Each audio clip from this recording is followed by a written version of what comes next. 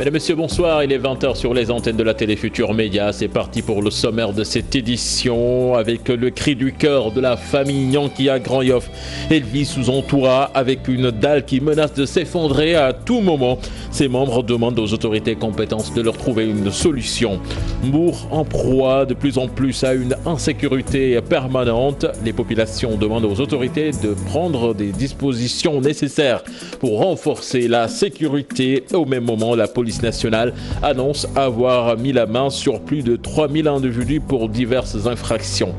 L'US Ouakam enrage contre le maire de la commune qui a arrêté les travaux du siège du club. Les dirigeants ne comptent pas reculer dans ce projet. Et puis au Mali, le colonel Assimi Goïta s'engage à instituer un gouvernement pour rétablir un pouvoir civil dans les 18 mois après l'adoption d'une charte de transition. Nous essaierons d'entrer en ligne avec Lamine Sibi de la RTFM. Voilà le sommaire de ce 20h. Tout de suite, les développements.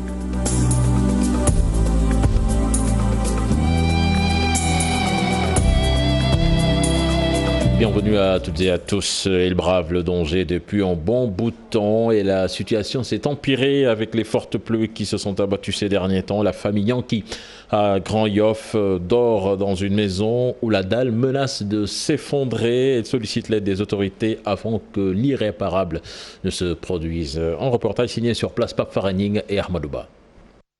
Une mine triste avec un regard évasif. Très inquiète, Fatou Nyanki a très peur du danger qui guette sa famille, vu l'état de délabrement de leur maison. C'est pas sûr de rester dans cette maison sous cette dalle, surtout en période d'hivernage. Pendant la dernière pluie, nous avons vu l'enfer et la dalle s'est affaissée. En ce moment, nous avons très peur. Personne ne peut sortir de la chambre. ubbi buntu bi mënuma ko ubbi nek amna weñ bu da ñaari weñ yi lang ci suuf mënuma ubbi buntu bi neeg bi kenn mënu fa dugg ragal teud mu dal ci kaw xalé parce que bo xol ci biir neeg mëna la montrer ci biir neeg yépp a yàqu bo xolé sax c'est amul jour wo xamne mën nga teud sax yalla mën na mab sa kaw quoi parce que worul quoi. Leur maman a abandonné sa chambre depuis des années. Elle dort à la belle étoile pour ne pas se réveiller un jour sous les décombres.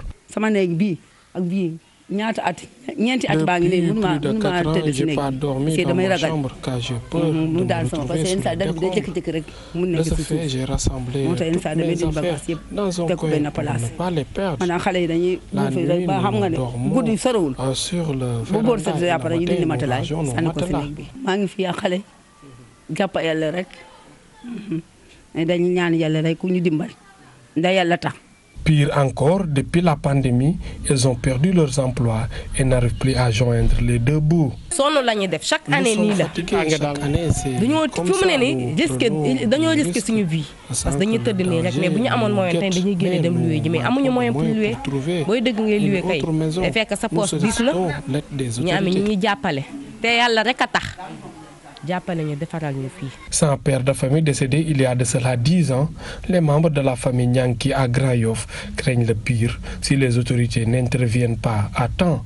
Direction Kaolaka, présent avec le ministre de l'eau et de l'assainissement qui était à Tawa, à Mboudaï, où le garçon de 21 ans s'était noyé dans les eaux pluviales. Serine Baïtiam annonce des mesures pour la reconfiguration du pont afin que pareille situation ne s'y reproduise. Je vous propose de l'écouter. Il est interrogé par Ibrahim Diamé et Faligay.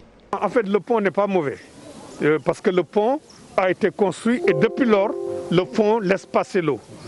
C'est qu'on a eu une quantité d'eau exceptionnelle qui fait que cette quantité d'eau a fait que l'eau a débordé le pont pour passer sur les côtés.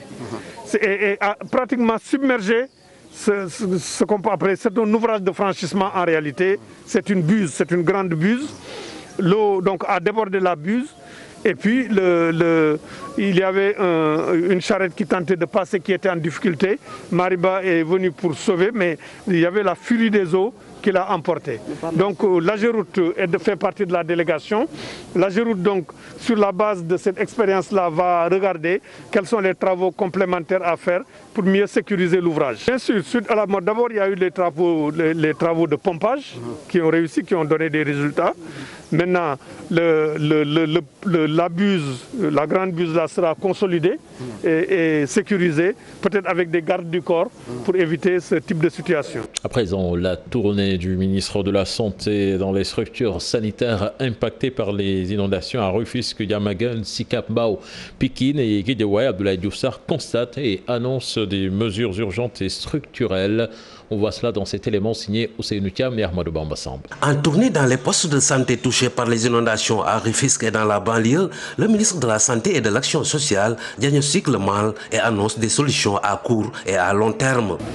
Nous avons d'abord commencé par Rufisque pour constater au niveau de 2 postes de santé qu'il y a urgence à les sortir déjà de l'eau, mais aussi urgence à reprendre tout ce qui est archivage, parce qu'on a eu à ce niveau-là un dommage important, mais reprendre les activités parce qu'on a eu quand même beaucoup de dégâts sur le matériel médical disponible. Donc ce travail-là a été fait et nous avons constaté le même problème à Guédiawaye et à Pikine. Et ce que je peux dire, c'est que très rapidement, les équipes d'ailleurs sont actuellement à pied d'œuvre pour remettre la situation effectivement à l'état.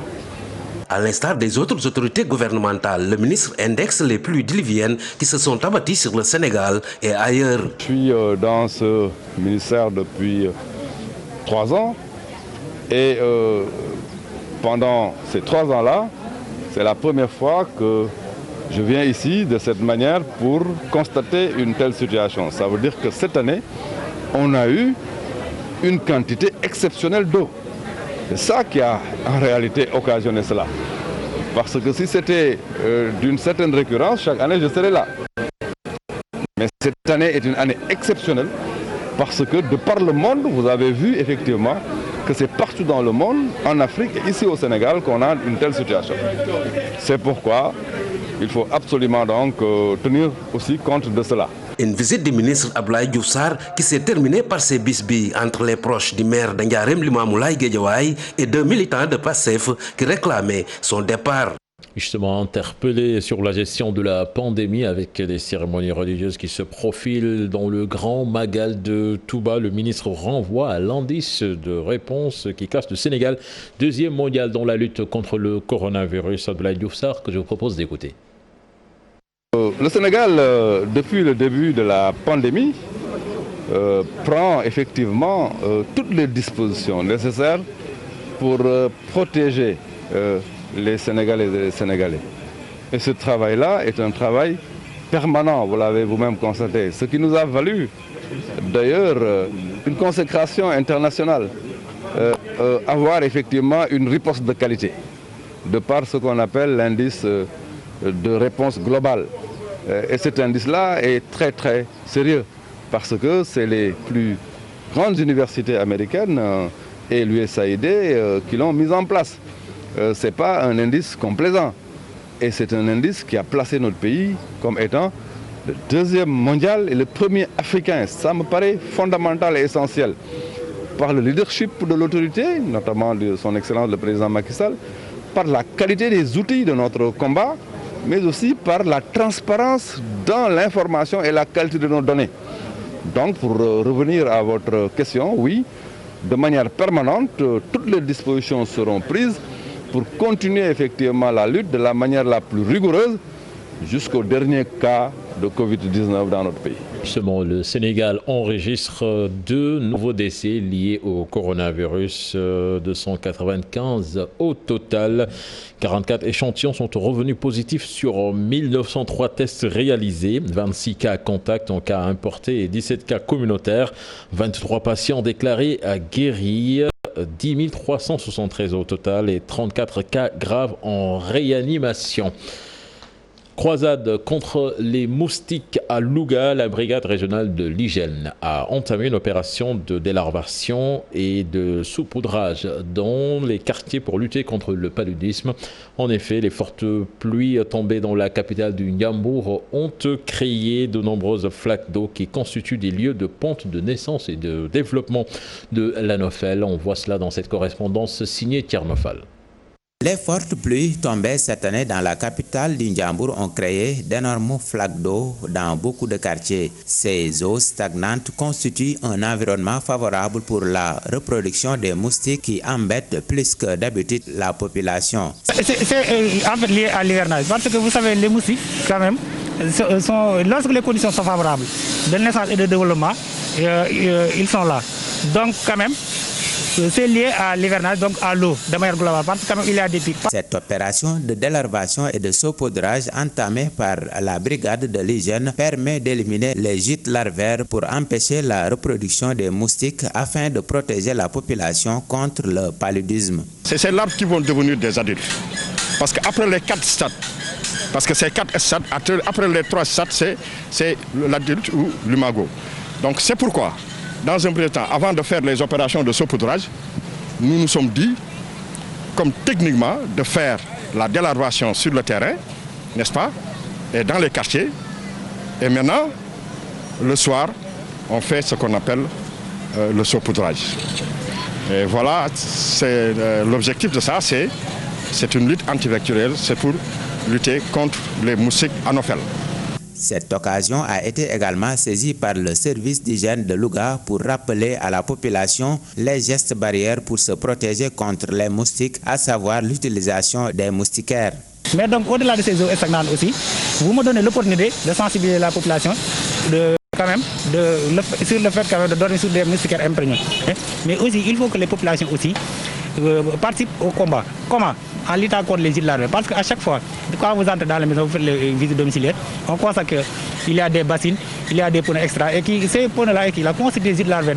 L'opération qui a duré 3 jours a été présidée par le chef de la brigade régionale de l'hygiène de Louga. Des activités de désinfection ont été effectuées pour éliminer les gîtes larvaires. Concernant le saupoudrage, 2 équipes ont été constituées pour faire le tour de la ville.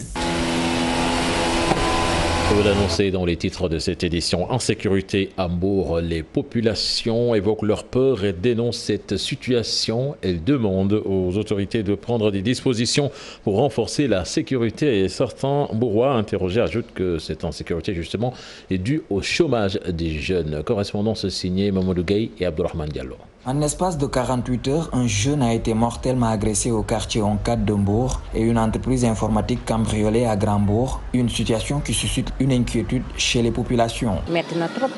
Franchement, la situation est compliquée. Personne ne veut mourir. Imagine si tu vois les gens t'agresser et qu'au finish, tu perds ta vie. C'est dur, il y a une insécurité totale. Il y a des personnes qui s'adonnent à la drogue et qui nous fréquentent. Certains Mbourois pensent que la population a une part de responsabilité sur la récurrence de l'insécurité dans le département. La population doit jouer son rôle. Les malfaiteurs habitent avec nous. Mais au Sénégal, le problème est que les gens ne dénoncent pas. Les populations interpellent les autorités. Le chômage a entraîné cette récurrence de l'agression. Les jeunes n'arrivent pas à trouver de l'emploi, donc ils n'ont rien à faire à part agresser. Donc on interpelle le président Macky Sall.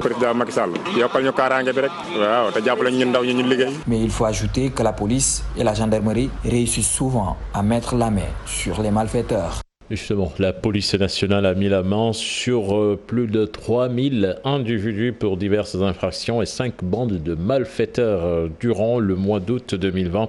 Des interpellations qui tournent autour du vol, de meurtre, de saisie de drogue, de blanchiment d'argent, entre autres. Parmi ces personnes arrêtées, plusieurs sont de nationalité étrangère. On voit cela dans cet élément signé Aram Touré. Ils ont été appréhendés pour diverses infractions. Vol, escroquerie, homicide, coups et blessures volontaires, viol, vérification d'identité, entre autres. Au total, ce sont 2882 individus, dont 29 de nationalité étrangère. Ces résultats sont le fruit des opérations menées durant le mois d'août sur l'ensemble du territoire national par les services de la Direction de la sécurité publique. À cela s'ajoute le démantèlement de 5 bandes de malfaiteurs. Toutefois, la police nationale note une tendance baissière de l'évolution de la criminalité au Sénégal depuis le mois de janvier 2020. Le taux d'élucidation se chiffre à plus de 99%. La direction de l'Office central de répression du trafic illicite des stupéfiants, pour sa part, a saisi un peu plus de 395 kg de chanvre indien et arrêté 41 personnes pour trafic de drogue. Parallèlement, la direction de la police judiciaire a interpellé 133 personnes pour délits et crimes contre la chose publique, infractions au TIC, entre autres. 19 d'entre elles sont de nationalité étrangère. Au même moment, la police de l'air et des frontières a mis la main sur 21 personnes, dont 4 de nationalité étrangère. La police nationale ne compte pas s'arrêter en si bon chemin. 4 nouveaux commissariats ont été aménagés à Bignona, Nioro, Koungheul et Linguère. 8 autres sont en construction dans la banlieue de Dakar. L'Association pour la santé universelle dénonce la lenteur notée sur l'application de la loi anti-tabac. Le président estime que l'État doit taxer très cher le tabac et l'alcool pour financer certains projets comme les inondations et également la pandémie du coronavirus. Djibril Bey, président de l'association, en parle au micro de Pape Faraning et Ahmadou Ba. En 2014-2015, il y a eu de grands pas. Il y a la prise de décret, le président a pris les décrets. Beneen wàll bi mooy wàllu loi bi xam nga Sénégal 2014 président dafa jël loi boo xam ne presque booy xool Sénégal moo ko am ak réew yi ko am bëriwul ba ci tugal ñun ñoo ko raw ci wàllu loi ak Amérique ci wàllu loi anti tabac loi boobu nag jël ko courage politique la waaw président jël na ko ñu ne deetawaay mu woote jël ay décret d'application signé ko. Nos excuses, ce n'est pas la bonne version, certainement nous y reviendrons dans nos prochaines éditions. L'actualité internationale à présent au Mali avec le colonel Assimi Goïta qui s'engage à instituer un gouvernement pour rétablir un pouvoir civil dans les 18 mois après l'adoption d'une charte de transition. Nous ne sommes pas parvenus à voir Lamine Sibi de la RTFM, certainement. Nous y reviendrons également dans nos prochaines éditions. Les dirigeants de l'US Ouakam en colère contre la mairie qui a arrêté les travaux pour la construction d'un siège du club. La gendarmerie a dû intervenir. Toutefois, les dirigeants se disent plutôt déterminés à continuer les travaux qui vont coûter près de 200 millions de francs à CFA. On voit ça dans cet élément signé Pape Faraning et Ahmadou Ba. Un projet ambitieux d'un siège à Ouakam divise la mairie et les dirigeants de Ouakam. Et pourtant, les travaux avaient déjà commencé avant que la gendarmerie n'intervienne. Et le même commandant nous a plus ou moins tenu le même discours. C'est-à-dire que l'autorisation de construire que nous demandons avec le dossier que nous avons sur le site de Ouakam, qui a un régime plus ou moins coutumier, qu'il n'est pas possible, en l'état actuel des choses, d'avoir une autorisation de construire. Le commandant de brigade de Ouakam nous avait bien expliqué que le maire n'a pas délivré d'autorisation de construire. Donc à partir de ce moment, vous êtes obligé d'arrêter. Un projet d'un coût global de près de 200 millions afin de soulager les sportifs ouakamois. Le projet, il s'agit d'aménager des aires de jeu pour le terrain de basket, d'installer une tribune et d'ériger le siège du club. Pour la présentation du siège, de quoi s'agit-il? Il s'agit d'un immeuble de R+3 avec au rez-de-chaussée 4 salles multifonctionnelles pour abriter toutes les équipes. Comme vous le savez, nous sommes une équipe multidisciplinaire. L'US Ouakam est né en 1951. L'année prochaine, ça va faire 70 ans. Et malheureusement, chaque année, on en parle, le temps passe et nous n'avons pas ces infrastructures, nous n'avons pas de siège. Vraiment, on aimerait bien, avant la fin de notre mandat, faire un cadeau à Ouakam, à cette jeunesse. Malgré le refus de la municipalité de donner un permis de construire, les dirigeants et supporters sont déterminés à poursuivre les travaux. Ce n'est pas par faiblesse qu'on a suspendu ce projet. Ce n'est pas par faiblesse, c'est par responsabilité. On a une responsabilité envers cette jeunesse et on a une responsabilité envers les autorités. Il faut qu'on agisse en responsable. Aujourd'hui, on a pris la décision de suspendre les travaux, mais ça ne peut pas être suspendu indéfiniment. Après cette rencontre, les dirigeants ont décidé de descendre sur le site pour éclairer la lanterne des Ouakamois, même si des médiations ont été entamées. Et puis l'actualité sportive avec le Stade Ngalandou Diouf mis à la disposition de Teungueth FC, représentant du Sénégal en Ligue africaine des champions en Afrique du Sud, le pays prêt à accueillir la première édition de la Ligue des champions féminines d'Afrique. Diao Baldé Keita dans le viseur de l'Olympique de Marseille, et puis à Liverpool qui gagne difficilement son premier match de Première Ligue. C'était cet après-midi. On voit tout cela dans cet élément signé Chersali Boudiara. La ville de Rufisque offre un cadre de travail à Teungueth FC. Elle met à sa disposition le stade Ngalandou Diouf. Le club fagnon de Rufisque peut ainsi entamer sereinement la préparation de son entrée en lice au tour préliminaire de la Ligue des Champions au mois de novembre prochain. Les problèmes liés à la recherche et la location d'un terrain d'entraînement aux normes sont maintenant résolus. La Confédération africaine de football peut compter sur l'Afrique du Sud pour l'organisation de la première édition de la Ligue des champions féminines. Le pays de l'Afrique australe se porte candidat pour accueillir en 2021 le tournoi qui va réunir 8 clubs. Pour la Fédération sud-africaine de football, cette Ligue des champions constitue une motivation aux équipes de son championnat féminin. En Angleterre, Liverpool entame bien la défense de son titre de champion. Sadio Mané et les Reds ont toutefois peiné pour venir à bout du promu Leeds. Un succès 4-3 à Anfield. Sur le marché des transferts, l'international sénégalais Diao Baldé Keita a des touches en France et en Italie. L'Olympique de Marseille, la Sampdoria et surtout la Fiorentina se sont renseignés sur l'attaquant. Jules Koundé, le défenseur français du FC Séville, intéresse le FC Barcelone. Sa clause libératoire à 75 millions d'euros peut constituer un frein à la transaction. La Fédération sénégalaise de basketball s'attaque pour sa part au développement des compétitions de la petite catégorie. D'après le président de l'instance, Maître Babacar Ndiaye, les ligues régionales vont être financées à l'issue d'un découpage en 2 ou 4 zones. En NBA, l'affiche de la finale de la conférence Est est connue. Miami Heat fera face aux Boston Celtics qui ont éliminé en demi-finale les Toronto Raptors, tenants du titre, après un match 7. La première rencontre de la finale de la conférence Est est prévue mardi. Merci à vous, Chersali Boudiara. C'était là le dernier élément de ce 20h. Prochain rendez-vous pour l'information, ce sera à 0h avec de tout temps d'images. Excellente suite de programme en compagnie de la TFM. Au revoir.